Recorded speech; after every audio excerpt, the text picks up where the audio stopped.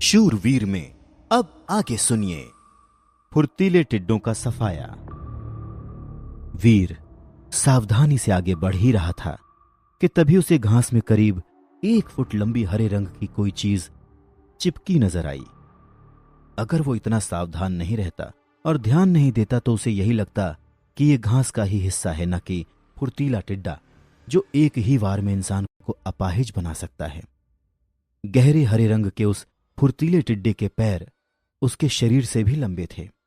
साथ ही साथ उसके नाजुक शरीर के ऑपोजिट उसके पैर बहुत ही पैने और चमकदार भी थे। उसके पैरों की मजबूती की तुलना किसी उच्च श्रेणी के मिश्रित धातु से बड़ी आसानी से की जा सकती थी। वीर की किस्मत अच्छी थी कि इससे पहले कि वो फुर्तीला टिड्डा वीर को देख पाता, वीर की नजर उस पर पड़ गई, नहीं तो यह फुर्तीला टिड्डा उसकी जान ही ले लेता। सावधानी से आगे बढ़ते हुए वीर इस बात का अनुमान लगाने की कोशिश करता है कि वो उस फुर्तीले टिड्डे के कितने नजदीक जा सकता है, जिससे कि उस फुर्तीले टिड्डे को उसकी आहट तक महसूस ना हो। उस फुर्तीले टिड्डे के करीब 6 फीट की दूरी पर आकर वीर वहीं रुक जाता है। वो कोई भी रिस्क नहीं लेना चाहता था, क्योंकि अगर उस फुर्तीले टिड्डे को उसके वहां होने का आभास हो गया तो वीर छुपकर वार करने के अपने इस मौके को खो देगा। मौका देखकर वीर तेजी से घास से बाहर निकलता है और अपने खंजर से सीधे उसके पेट पर वार करता है। पर कहीं ना कहीं वीर ने उस फुर्तीले टिड्डे की स्पीड और खतरा पहचानने की शक्ति को नजरअंदाज कर दिया था। दरअसल फुर्तीले टिड्डे को वीर की आहट तभी लग गई थी जब वो तेजी से घास से बाहर निकला था। इसीलिए इससे पहले कि वीर पूरी तरह से उस पर वार कर सके, वो फुर्तीला टिड्डा तेजी से हवा में उड़कर अपने पैरों से वीर पर वार कर देता है। भले ही वीर समय से उस फुर्तीले टिड्डे के वार से बचता है और पीछे हट जाता है, पर फिर भी फुर्तीले टिड्डे के पैर वीर के माथे पर लग ही जाते हैं। जैसे लोहे से टकराने की आवाज आती है, ठीक वैसी ही आवाज पूरे इलाके में गूंज जाती है। क्योंकि वीर ने अपना सुनहरा कवच पहना हुआ था, इसलिए फुर्तीले टिड्डे के इस वार से वीर को कोई नुकसान नहीं पहुंचा, लेकिन फिर भी उसे हल्का सा चक्कर आता महसूस हुआ, मानो कि उसका सिर किसी पत्थर से जा टकराया हो। लेकिन हैरानी की बात तो यह थी कि उसके सुनहरे कवच पर एक खरोंच तक नहीं आई थी। एक्साइटेड वीर इस मौके का फायदा उठाते हुए एक बार फिर अपने खंजर से उस फुर्तीले टिड्डे के पेट पर वार करके उसके 2 टुकड़े कर देता है। इस बार उसका निशाना अचूक था, जिसकी वजह से फुर्तीले टिड्डे को बचाव या वार करने का कोई मौका नहीं मिला। प्राइमरी एलियन फुर्तीला टिड्डा मारा गया। आपको कोई भी डेविल सोल हासिल नहीं हुई। 0 से 10 जीन पॉइंट्स हासिल करने के लिए इसकी एनर्जी हासिल करें। ये कवच वाकई कमाल का है। जब तक ये मेरे साथ है, मैं जिसे चाहूं उसे मार सकता हूं और कोई भी मेरा कुछ नहीं बिगाड़ सकता। यहां तक कि म्यूटेंट एलियंस भी मेरा कुछ नहीं बिगाड़ सकते। जब तक ये कवच मेरे साथ है तब तक मैं सुरक्षित हूं। ठीक वैसे ही जैसे कटप्पा के होते बाहुबली का कोई कुछ नहीं बिगाड़ सकता। अपने आखिरी ख्याल पर वीर खुद ही हंस पड़ता है, पर इस समय वो इतना खुश था कि उसे किसी बात की परवाह नहीं थी। अचानक से ही वीर के अंदर एक नया जोश आ जाता है और वो इन फुर्तीले टिड्डों से छुपना बंद कर देता है, बल्कि वो तो सीना चौड़ा करके उस पूरे इलाके में ऐसे घूमने लगता है जैसे कि कितनी बड़ी जंग जीत कर आया हो। उसकी इस हरकत की वजह से वो कई फुर्तीले टिड्डों का ध्यान अपनी ओर आकर्षित कर लेता है। एक शातिर शिकारी की तरह वीर ने जानबूझकर यह जाल बिछाया था और एक एक करके सभी फुर्तीले टिड्डे उस पर वार करने के लिए सामने आ जाते हैं। लेकिन वीर के कवच की वजह से कोई उसे एक खरोंच तक नहीं पहुंचा पाता। मौके का फायदा उठाते हुए वीर एक ही वार में एक एक करके उन सभी टिड्डों का काम तमाम कर देता है। प्राइमरी एलियन फुर्तीला टिड्डा मारा गया। आपको कोई भी डेविल सोल हासिल नहीं हुई है। 0 से 10 जीन पॉइंट्स हासिल करने के लिए इसकी एनर्जी हासिल करें। प्राइमरी एलियन फुर्तीला टिड्डा मारा गया। आपको कोई भी डेविल सोल हासिल नहीं हुई है।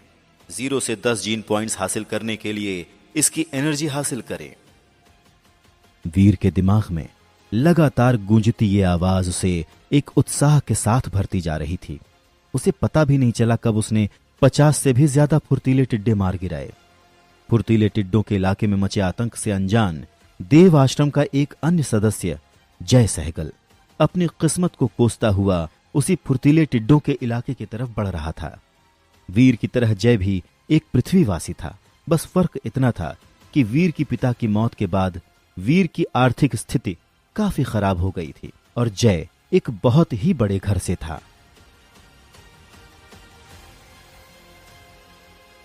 पर यहां पर अपना एक स्टेटस हासिल करने के लिए जय के पास अवनी शेरगिल का चेला बनने के अलावा और कोई चारा नहीं बचा था।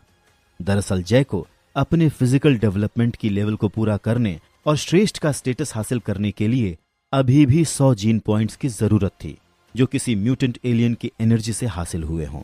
लेकिन इतने पॉइंट्स हासिल करना उसके अकेले की बस की बात नहीं थी। भले ही यहां देव आश्रम में उसके पास बहुत पैसा हो, पर हर चीज पैसों से खरीदना नामुमकिन होता है। जैसे पैसों से केवल आम और प्राइमरी एलियंस की एनर्जी ही खरीदी जा सकती है, क्योंकि बहुत ही कम लोग ऐसे हैं जो म्यूटेंट एलियंस की एनर्जी बेचते हों। केवल अवनी शेरगिल जैसे ही लोग जिनके पास सबसे ज्यादा सेक्रेड ब्लड जीन पॉइंट्स हैं, वही म्यूटेंट एलियंस की एनर्जी बेच सकते हैं। लेकिन अवनी शेरगिल का भी एक उसूल है, उसके लिए पैसों से ज्यादा ईमानदारी और मेहनत मायने रखती है। यह भी एक वजह है कि जय को अवनी के ग्रुप में रहना इतना नहीं खलता और इसीलिए इस समय भी वो अवनी के लिए ऐसी जगहों की तलाश कर रहा था जहां पर इंसानों की मौजूदगी कम से कम हो और सेक्रेड ब्लड और म्यूटेंट एलियंस की तादाद ज्यादा हो। अगर ऐसी कोई जगह मिल जाती है तो अवनी अपने पूरे ग्रुप के साथ उन एलियंस पर हमला कर देगी और बदले में उसके ग्रुप के लोगों को उन एलियंस की एनर्जी मिल जाएगी। पिछले 1 महीने से जय ऐसी ही किसी जगह की तलाश कर रहा था, पर अफसोस उसे ऐसी कोई जगह नहीं मिली। अब तो उसका साथ लाया खाने पीने का सामान भी खत्म होने लगा था, इसीलिए उसने वापस देव आश्रम जाने की सोची। वो देव आश्रम की ओर जा ही रहा था कि रास्ते में उसे फुर्तीले टिड्डों का इलाका दिखा और वो एक बार इस इलाके का चक्कर लगाने की सोचता है। क्या पता जिस जगह की वो पिछले 1 महीने से तलाश कर रहा है ये वही जगह हो। हालांकि फुर्तीले टिड्डों के इलाके में घुसते ही उसे बहुत ही अजीब सा महसूस होता है। काफी अंदर आ जाने पर भी उसे एक भी फुर्तीला टिड्डा नहीं दिखता, जो बहुत ही ज्यादा अजीब बात थी। 1 किलोमीटर आगे जाने के बाद उसे जमीन पर खून के निशान दिखाई देते हैं और उसे यह समझते देर नहीं लगती कि इस जगह पर क्या हुआ होगा। किसी ने फुर्तीले टिड्डों का सफाया कर दिया, पर किसने?